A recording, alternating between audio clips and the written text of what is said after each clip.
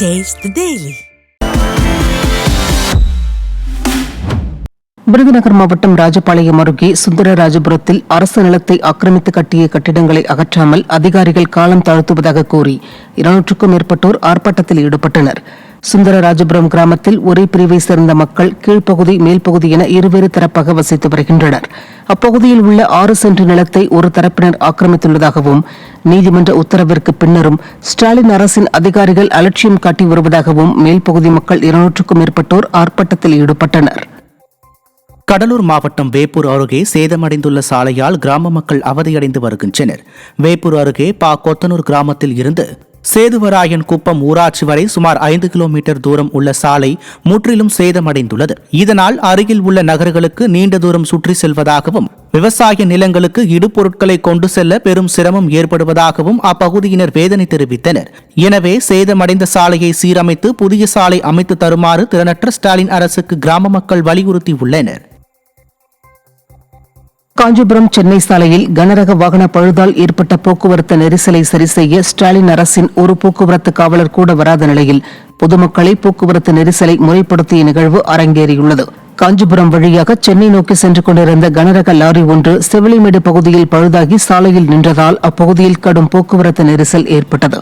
இதனால் சுமார் 2 கிலோமீட்டர் தூரத்திற்கு வாகனங்கள் ஊர்ந்து செல்ல வேண்டிய நிலை ஏற்பட்டது. சுமார் 1 மணி நேரத்திற்கும் மேலாக ஏற்பட்ட போக்குவரத்து நெரிசலை முறைப்படுத்த ஸ்டாலின் அரசின் ஒரு போக்குவரத்து காவலர் கூட வராததால் வாகன ஓட்டிகள் சிலர் சாலையில் நின்று போக்குவரத்தை சீர் செய்தனர்.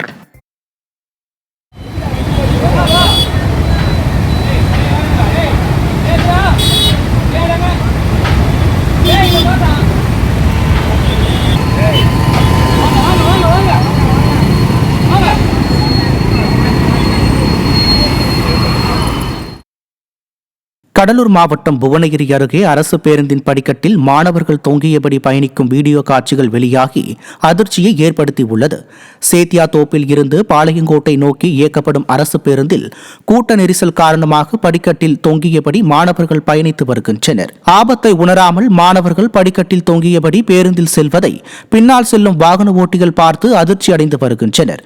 போதிய பேருந்து வசதியை ஏற்படுத்தி தராத விளம்பர மாடல் அரசு பள்ளி மாணவர்களின் உயிரோடு விளையாடுவதாக குற்றம் சாட்டும் பொதுமக்கள் மாணவர்களின் நலன் கருதி அதிகப்படியான பேருந்துகளை இயக்க வேண்டும் என கோரிக்கை விடுத்துள்ளனர்.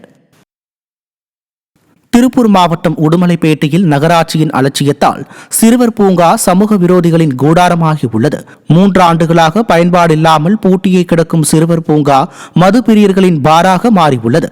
விடுமுறை நாட்களில் பூங்காவுக்கு அருகிலேயே பொதுமக்கள் முகம் சுளிக்கும் வகையில் குடிமகன்கள் அரைகுறை ஆடைகளோடு படுத்து கிடக்கின்றனர். கஞ்சா உள்ளிட்ட தடை செய்யப்பட்ட போதைப் பொருட்களும் விற்பனையாவதால் அந்த வழியாக போகவே பொதுமக்கள் அச்சப்படுகின்றனர். உடுமலைப்பேட்டை நகராட்சி நிர்வாகம் இதுகுறித்து உடனடியாக நடவடிக்கை எடுக்க வேண்டும் என அந்த பகுதி மக்கள் கோரிக்கை வைத்துள்ளனர்.